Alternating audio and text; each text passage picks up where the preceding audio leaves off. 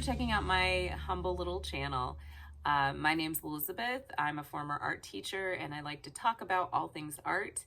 I currently do a lot of art e-commerce. I sell on Etsy and I do print on demand, which is a service where you can draw a design and then have that design printed onto products and sold online. So it's really cool. So I like to talk about all those things, and if you like those things too, you're in the right place. Today, this is my first video of 2024, and as such, I wanted to talk about some of the goals that I have for the new year, and I want to hear about some of the goals that you guys have for the new year as artists, as creative folks. So I will say I started out the new year in horrible fashion. I contracted COVID around Christmas, and so my holidays were just extremely crummy. And I was wearing a mask at home for about 10 days so that my little boy and my husband did not get sick, and miraculously, knock on wood, they did not. So that was good. But as for me, I had a really crummy holiday, and I'm just really glad now to be in 2024 and to start it fresh and have new goals and ideas and just see what the year holds for me. So I always like the new year. It's an exciting time. It's a reset. You can start to kind of visualize everything that you want for that year, and it's fun. So with that in mind, I'm going to list off some of my goals that I have. And again, I would love to hear some of the goals that you guys have in the comments down below if you would like to leave them. So the first goal that I have for the new year is to get a little more comfortable on camera because this is not natural to me. And sometimes I have to think to myself, breathe, get through this. But I do enjoy doing tutorials. I do enjoy teaching. So I would like to get a little bit more comfortable on camera so that I can start pursuing some of those things a little bit more in a video way. Does that even make sense? You see why I'm a little uncomfortable at times. But yeah, so I would like to just I think the more you do something, the more you get comfortable at it. So I'm going to just keep putting videos out there, and hopefully you will get some value from them, or some people will get some value from them. And in the process, I will just get more and more comfortable on camera. So goal number 2 for me is to work on my health. Not necessarily my fitness, but just my kind of overall general health. So part of that for me as someone with ADHD is trying to maintain a good sleep hygiene routine so that I can get more sleep. Because I don't know for you other ADHD people out there if you find it challenging to sleep, but I've always struggled with that. I will actually fall asleep really well now that I'm a mom and I'm usually exhausted by the end of the day. I will fall asleep really well, but then I'll wake up around like 11 and I won't get back to sleep again until 3 in the morning. And then my son is a morning person, so he is up at like 6.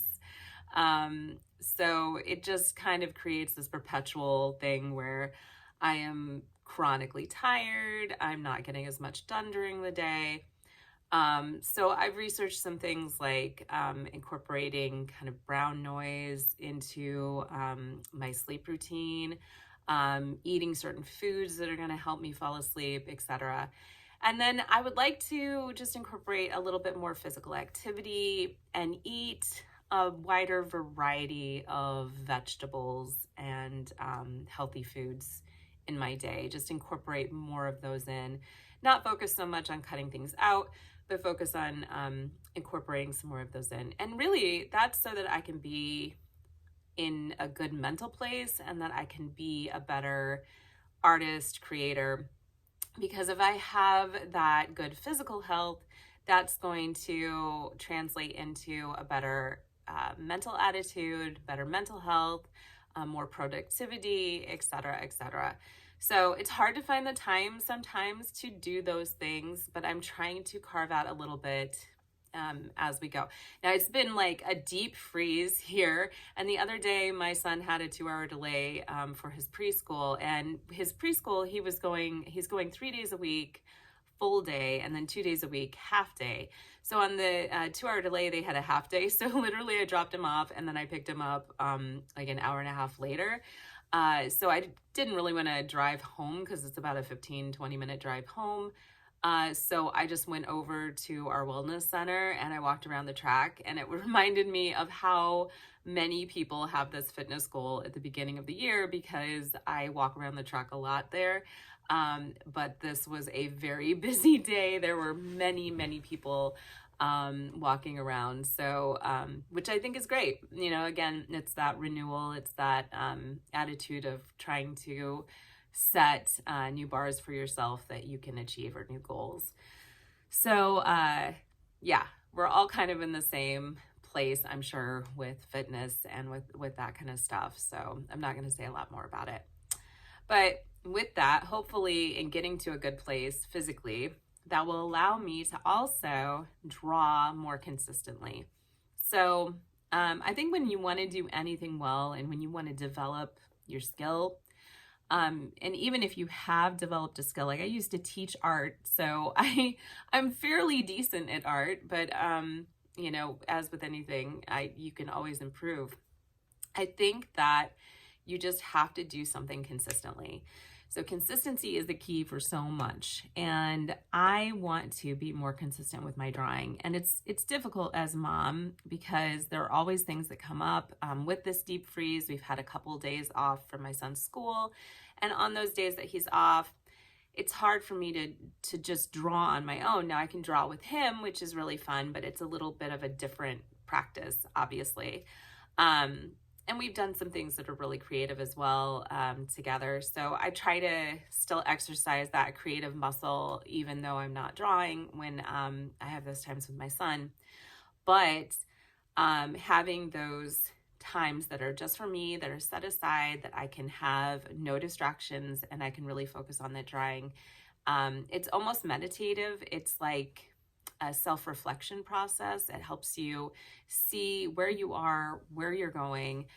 If you look at your work over a course of time, it's the same with journaling. If you ever journal, you can kind of look back and see where you were, where you're kind of see how you've grown. And one of the things that I actually do, this is a totally aside, but I wish I would have started this when my son was a baby. But when he was about 2, I started a daily journal, and it literally is just about 2 or 3 sentences a day. But it's so cool because on each page, there's 5 years of entries. And so each page is a date.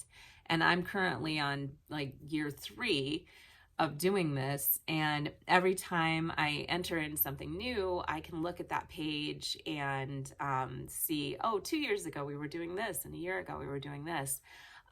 So if you're interested in kind of tracking your growth, I would highly recommend checking out those kind of daily journals too, to just kind of give you a sense of you know, your journey, because a lot of times when you're in it, you don't recognize where you've gone and how you've advanced in certain ways, or maybe you've struggled in others. And that's just kind of really cool to see, I think.